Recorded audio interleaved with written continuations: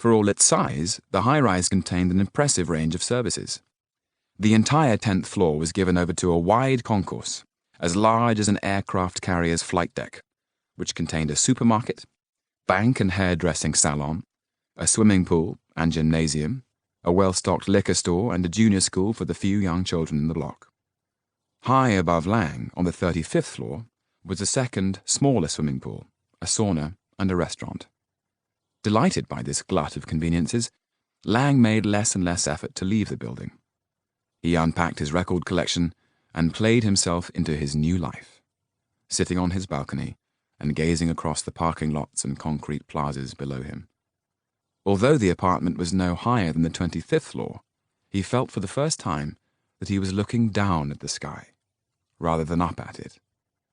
Each day the towers of central London seemed slightly more distant, the landscape of an abandoned planet receding slowly from his mind.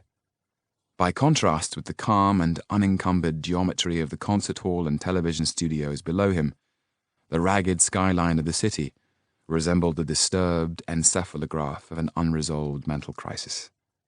The apartment had been expensive. Its studio, living room and single bedroom, kitchen and bathroom dovetailed into each other to minimize space and eliminate internal corridors.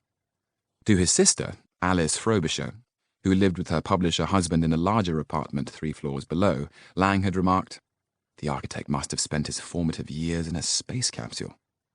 I'm surprised the walls don't curve." At first, Lang found something alienating about the concrete landscape of the project, an architecture designed for war, on the unconscious level if no other. After all the tensions of his divorce, the last thing he wanted to look out on each morning was a row of concrete bunkers. However, Alice soon convinced him of the intangible appeal of life in a luxury high-rise. 7 years older than Lang, she made a shrewd assessment of her brother's needs in the months after his divorce. She stressed the efficiency of the building services, the total privacy. "You could be alone here, in an empty building. Think of that, Robert," she added illogically. "Besides, it's full of the kind of people you ought to meet." Here she was making a point that had not escaped Lang during his inspection visits.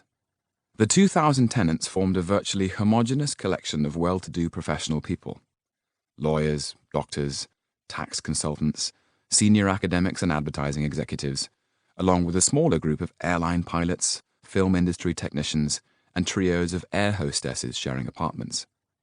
By the usual financial and educational yardsticks, they were probably closer to each other than the members of any conceivable social mix, with the same tastes and attitudes, fads and styles, clearly reflected in the choice of automobiles in the parking lots that surrounded the high-rise, in the elegant but somehow standardized way in which they furnished their apartments, in the selection of sophisticated foods in the supermarket delicatessen, in the tones of their self-confident voices.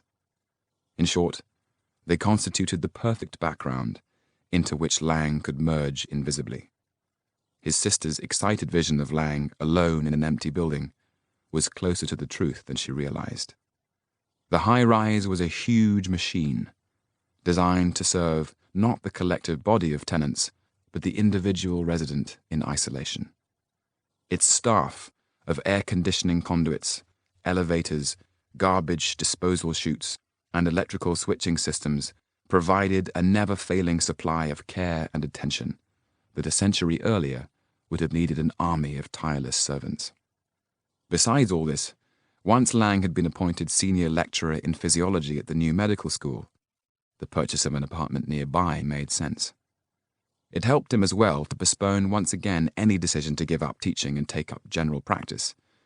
But, as he told himself, he was still waiting for his real patients to appear. Perhaps he would find them here in the high-rise. Rationalizing his doubts over the cost of the apartment, Lang signed a 99-year lease and moved into his 1,000th share of the cliff face. The sounds of the party continued high over his head, magnified by the currents of air that surged erratically around the building. The last of the wine rilled along the balcony gutter, sparkling its way into the already immaculate drains. Lang placed his bare foot on the cold tiles and with his toes detached the label from its glass fragment. He recognized the wine immediately, a brand of expensive imitation champagne, that was sold pre-chilled in the 10th floor liquor store, and was its most popular line. They had been drinking the same wine at Alice's party the previous evening, in its way as confused an affair as the one taking place that moment over his head. Only too keen to relax after demonstrating all afternoon in the physiology laboratories, and with an eye on an attractive fellow guest, Lang had inexplicably found himself in a minor confrontation with his immediate neighbours on the 25th floor, an ambitious young orthodontic surgeon named Steele, and his pushy fashion consultant wife. Halfway through a drunken conversation, Lang had suddenly realised that he had managed to offend them deeply over their shared garbage disposal chute. The two had cornered Lang behind his sister's bar, where Steele fired a series of pointed questions at him, as though seriously disturbed by a patient's irresponsible attitude towards his own mouth. His slim face, topped by a centre parting, always an indication to Lang of some odd character strain, pressed ever closer, and he half expected Steele to ram a metal clamp or retractor between his teeth. His intense, glamorous wife followed up the attack, in some way challenged by Lang's offhand manner, his detachment from the serious business of living in the high-rise.